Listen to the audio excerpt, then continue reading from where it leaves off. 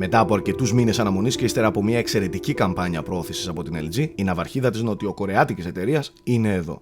Είμαι ο Σάκης Καρπάς, βλέπετε Unboxholics και αυτό είναι το LG G4, ένα από τα δημοφιλέστερα και πολύ αναμενόμενα Android smartphones της αγοράς που είναι εδώ για να κοιτάξει στα μάτια το Galaxy S6 της Samsung, το One M9 της HTC και το iPhone 6 της Apple. Το G4 έρχεται σε μια συνηθισμένη συσκευασία, εντός της οποίας υπάρχει, εκτός φυσικά από τη συσκευή και το manual, το καλώδιο USB για τη φόρτιση και τη σύνδεση με το PC ή το Mac και ένας μετασχηματιστής ρεύματος ευρωπαϊκών προδιαγραφών. Δεν ξέρω αν υπάρχουν και ακουστικά στις συσκευασίες που τοποθετήθηκαν στα ράφια των καταστημάτων, αλλά στο review πακέτο που παραλάβαμε δεν συμπεριλαμβάνονταν. Το G4 στο σχεδιασμό αφενός κρατάει τη φιλοσοφία του προκατόχου του, αφετέρου έχει δεχθεί ένα καλοδεχούμενο lifting. Αν και στην πίσω γαμπίλη το πάχος φτάνει τα 9,8 χιλιοστά, στις άκρες κρατάει μια λεπτή γραμμή, κάτι που το κάνει ακόμη πιο κομψό. Το περίγραμμα είναι πλαστικό καλής ποιότητας, έχει glossy φινίρισμα, ενώ μου αρέσει το pattern στις επιφάνειες τριγύρω από την οθόνη. Στο στούντιο των Unboxholics έφτασε το μοντέλο με το μαύρο δερμάτινης υφής και όψης καπάκι. Το καπάκι στο κέντρο έχει ραφές, πράγμα που το κάνει πραγματικά υπέροχο. Αυτή η επιλογή απογείωσε κατά την άποψή μου την εμπειρία κατά το κράτημα. Όπως με έχετε ακούσει δεκάδες φορές να λέω, εγώ που έχω ξερά χέρια δύσκολα βρίσκω τηλέφωνο που δεν γλιστράει από την παλάμη μου. Γι' αυτό και αναγκάζομαι συνεχώς να χρησιμοποιώ προστατευτική θήκη. Στο G4 προσωπικά δεν θα χρησιμοποιούσα τέτοιο αξεσουάρ, ειδικότερα αν αναλογιστώ πως το πίσω καπάκι, ακόμη και στην περίπτωση φθοράς, αφαιρείται και μπορεί πανεύκολα να αντικατασταθεί. Για την ιστορία, όταν αφαιρείται το καπάκι, ο χρήστης έχει πρόσβαση στην αποσπόμενη μπαταρία και στα slots των micro SIM και micro SD καρτών. Αξίζει επίσης να σημειώσω πως το τηλέφωνο έρχεται και με πλαστικό λίο καπάκι σε ελαφρώς χαμηλότερη τιμή. Δεν ξέρω βέβαια πόσοι είναι αυτοί που θα το προτιμούσαν, αλλά θετικό βρίσκω ότι ακόμη και έτσι η LG δίνει επιλογές. Και εδώ, πέρα από τη micro USB και την audio jack θύρα στο κάτω μέρος και το IR blaster και το noise cancellation μικρόφωνο στο πάνω μέρος, το περίγραμμα είναι καθαρό από πλήκτρα. Τα τελευταία βρίσκονται στο πίσω μέρος, η αίσθηση των οποίων δεν παρουσιάζει σημαντικές διαφορές. Εδώ πίσω υπάρχει επίσης και η κάμερα των 16 MP, ο laser αισθητήρας για το autofocus, το dual flash και το κεντρικό ηχείο του τηλεφώνου, το οποίο μπορεί εύκολα να καλυφθεί από την παλάμη, είναι σχετικά αδύναμο και σε επιδόσεις δεν θα έλεγα πως συγκλονίζει. Σίγουρα περίμενα καλύτερα πράγματα εδώ πέρα από ένα τόσο ακριβό flagship. Ευτυχώς το ηχείο των κλήσεων είναι βελτιωμένο και ελαφρώς δυνατότερο από αυτό του G3. Στις υπόλοιπες διαστάσεις τώρα έχουμε 148,9 χιλιοστά στο ύψος, 76,1 χιλιοστά στο πλάτος και όπως προείπα 9,8 χιλιοστά στο πάχος. Το βάρος βρίσκεται στα 155 γραμμάρια. Όσον αφορά τον εσωτερικό του κόσμο, τα γρανάζια του G4 γυρίζουν με το Snapdragon 808 chipset της Qualcomm, το οποίο αποτελείται από δύο επεξεργαστές που συνολικά έχουν 6 πυρήνες, με χρονισμούς 1,82 και 1,44 GHz, και τον Adreno 418 να έχει αναλάβει τα γραφικά.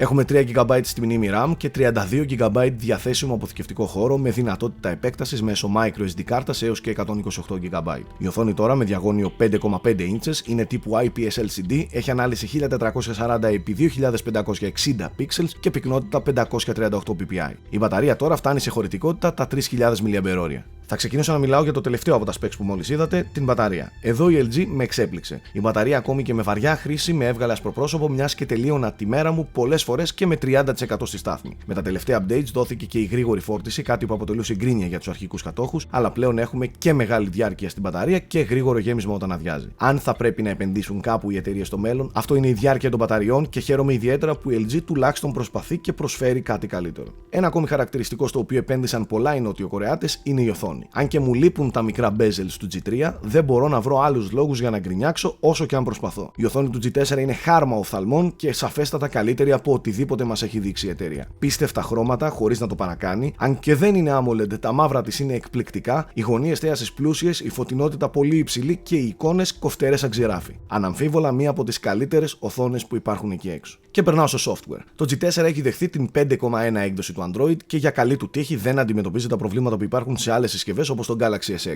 Επίσης δεν συνάντησε και το πρόβλημα της υπερθέρμανσης που το βλέπουμε στα τελευταία LG. Η συσκευή βέβαια ζεσταίνεται, αλλά χωρίς να περιορίζει τη χρήση. Το custom skin της LG αρχίζει να μου αρέσει όλο και περισσότερο, κυρίως γιατί απλοποιείται και απαλλάσσεται από το περιττό bloatware. Μερικές όμορφες λειτουργίες όπως το Dual Window, το οποίο παρεμπιπτόντως αποτελεί ιδέα της Samsung, ή τις έξυπνες λύσεις που παρέχουν αυτοματοποιημένες ενέργειες αναπεριστάσεις, τις βρήκα ευπρόσδεκτες και καλοδεχούμενες. Δεν μπορώ να πω ότι αυτές τις λειτουργίες τις χρησιμοποιώ σε καθημερινή βάση, αλλά γιατί όχι να μην υπάρχουν. Αυτό όμως που θέλω να τονίσω είναι ότι εντυπωσιάστηκα από το πόσο γρήγορα εκτελούνται τα πάντα. Προφανώς και όλα τα τηλέφωνα με αυτά τα specs πετάνε, που λέμε στην καθομιλουμένη, αλλά το G4 είναι αστεία γρήγορο. Δεν ξέρω τι λένε τα benchmarks και οι αριθμοί μεταξύ των μεγάλων ναυαρχίδων, αλλά εγώ έχω να νιώσω έτσι από το Cyanogen Mod 11S του OnePlus One. Και για το τέλος άφησα το δυνατότερο χαρτί του G4. Όχι, δεν αναφέρομαι στην μπροστινή κάμερα των 8 MP, αλλά στην κεντρική κάμερα της συσκευής που εδώ και μήνες ακούμε και βλέπουμε πολλά για αυτήν. Με f1.8 διάφραγμα, το οποίο είναι και το μεγαλύτερο που έχουμε δει σε smartphone, οι επιδόσεις σε φωτογραφίες και βίντεο είναι αυτό που ονειρευόμαστε όλοι στα τηλέφωνά μας. Πεντακάθαρες φωτογραφίες με σωστό saturation, εκπληκτικό depth of field και φοβερές ικανότητες σε συνθήκες χαμηλού φωτισμού. Ο laser αισθητήρας βοηθάει στο αστραπιαίο autofocus, το οποίο το βρήκα να συμπεριφέρεται σωστά σε αντίθεση με το G3 που πολλές φορές το έχανε λίγο. Αυτό που με εντυπωσίασε όμως πάρα πολύ είναι το Optical Image Stabilization, το οποίο έχει περάσει στην επόμενη γενιά και μπορεί να χρησιμοποιηθεί ταυτόχρονα σε φωτογραφίες και βίντεο. Μιας και είπα βίντεο, εννοείται πως το τηλέφωνο αποθανατίζει 4K αναλύσεις και πραγματικά πολύ ψηλές αναλύσεις σε φωτογραφίες. Λέω των 16 MP.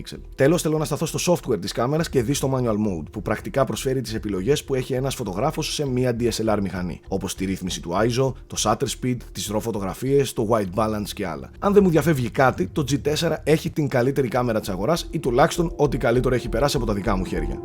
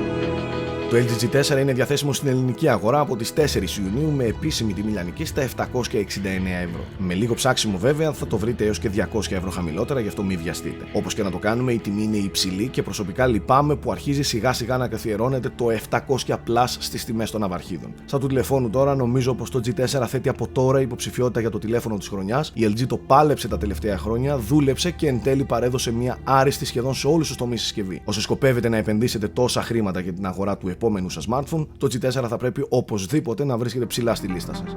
Αυτά από εμένα, τα λέμε στο unboxholics.com.